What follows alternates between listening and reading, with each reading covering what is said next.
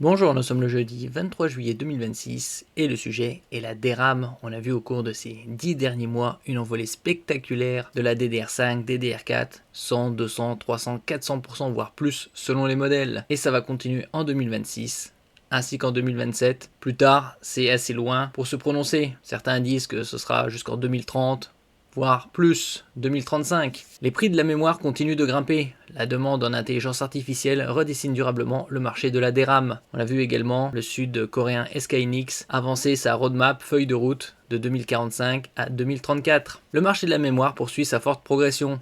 Les dernières estimations indiquent que les prix contractuels de la DRAM destinés aux serveurs pourraient augmenter de 13 à 18% au troisième trimestre 2026. Une hausse alimentée par une demande toujours plus forte des centres de données dédiés à l'intelligence artificielle. Les contrats de long terme conclus entre fabricants et grands opérateurs cloud limitent désormais les fluctuations du marché. Les principaux clients préfèrent sécuriser leur approvisionnement plusieurs années à l'avance, quitte à accepter des prix plus élevés, afin d'éviter toute pénurie susceptible de ralentir le déploiement de leurs infrastructures IA. L'intelligence artificielle modifie profondément l'économie de la mémoire. Pendant longtemps, le marché de la DRAM était fortement cyclique. Les périodes de pénurie étaient régulièrement suivies de phases de surproduction, entraînant une chute rapide des prix. Cette dynamique évolue. Les accélérateurs IA, les serveurs haute performance et les plateformes de calcul exigent toujours davantage de mémoire, tandis que les fabricants concentrent une part croissante de leur capacité de production sur les technologies les plus rentables, comme la HBM, High Bandwidth Memory, mémoire à haute bande passante. Cette réorientation réduit mécaniquement les volumes disponibles pour les autres segments de la DRAM et contribue à maintenir les prix à un niveau élevé. Ça a eu également un impact sur les cartes graphiques, qui utilisent de la GDDR6, 6X et la plus récente, la GDDR7. N'oubliez pas de vous abonner pour plus de news sur le monde de la high-tech ainsi que les bons plans également sur mon Twitter et en description sous toutes mes vidéos. Vous pouvez les retrouver dans mes playlists et voir mes articles comme ici sur mon blog, tous les liens seront en description. N'oubliez pas de mettre un j'aime, un commentaire, de partager et de cliquer sur les liens en dessous de mes vidéos pour soutenir la chaîne. Les particuliers pourraient également être concernés.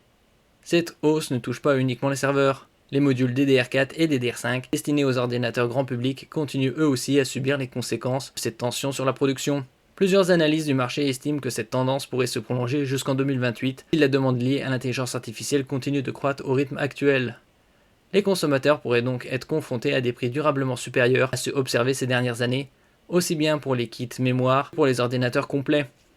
On a vu, comme je disais précédemment, des hausses de prix au cours de ces 10 derniers mois, 100, 200, 300, 400% voire plus selon certains modèles. Il y a également un impact sur la NAND, c'est-à-dire les 6D, et les mémoires pour smartphones, tablettes, téléviseurs notamment. Une stratégie assumée pour les fabricants. Les principaux producteurs de mémoire privilégient désormais les segments offrant la plus forte valeur ajoutée. Les investissements se concentrent sur les technologies avancées utilisées dans les accélérateurs IA, où les marges sont nettement supérieures à celles de la mémoire destinée au PC. Cette stratégie améliore la rentabilité des fabricants, mais elle réduit également leur flexibilité. Une augmentation soudaine de la demande en mémoire grand public ne pourrait plus être satisfaite aussi rapidement qu'auparavant, une partie importante des capacités de production étant désormais réservée aux produits destinés aux centres de données. On l'a vu au cours de ces derniers mois, l'envolée spectaculaire des bénéfices nets des trois principaux fabricants, que sont les deux sud-coréens SK Hynix et Samsung, et l'américain Micron, qui représentent à eux trois plus de 90% du marché. Un marché devenu moins cyclique, mais plus dépendant de l'intelligence artificielle. L'une des évolutions les plus marquantes concentre la structure même du marché. Les contrats pluriannuels signés avec les grands acteurs du cloud apportent une meilleure visibilité financière aux fabricants, tout en limitant les variantes brutales des prix qui caractérisaient historiquement la DRAM. En contrepartie, le secteur devient plus dépendant de la santé du marché de l'intelligence artificielle. Si les investissements dans les centres de données ralentissaient fortement, l'équilibre actuel pourrait rapidement être remis en question. Une nouvelle normalité pour la mémoire. La mémoire n'est plus un simple composant interchangeable dont le prix fluctue au gré des ventes de PC. Elle est devenue un élément stratégique des infrastructures d'intelligence artificielle. Cette transformation explique pourquoi les hausses de prix semblent aujourd'hui durables lors des cycles précédents. Tant que la demande en serveurs IA continuera de progresser plus vite que capacité de production, les tensions sur la DRAM et les autres technologies mémoire devraient rester une caractéristique majeure du marché des semi-conducteurs.